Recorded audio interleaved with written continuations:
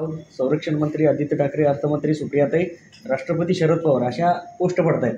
म्हणजे भाजप हरल्यानंतर जे सरकार आलं तर पंतप्रधान उद्धव ठाकरे होतील अशा म्हणजे महाराष्ट्राला जर नेतृत्वाची संधी मिळाली तर त्याचं स्वागत केलं पाहिजे आपण सगळ्यांनी. सोशल मीडिया उद्धव ठाकरे हे पंतप्रधान पदाचे उमेदवार इंडिया आघाडीचे आहेत असं मानायला हरकत नाही. आहेत का हे म्हणणार नाही, पण का असू नये असा माझा प्रश्न.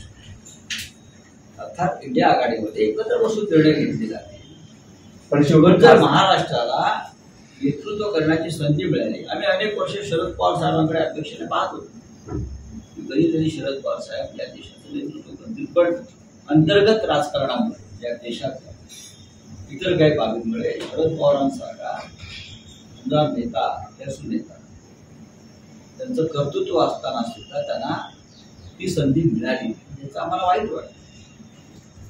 आणि जर उद्धव ठाकरे साहेबांना ही संधी मिळाली तर शरद पवार यांच्यासह देशातले अनेक प्रमुख नेते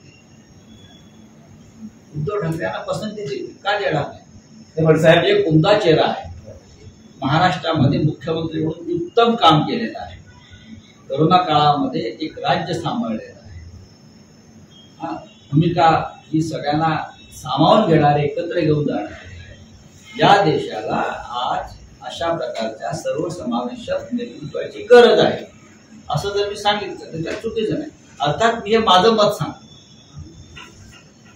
जेव्हा या देशामध्ये निवडणुका पूर्ण होऊन निकालला तेव्हा इंडिया आघाडीची नेते एकत्र बसतील आणि आमच्याकडे एकापेक्षा जास्त चेहरे आहेत.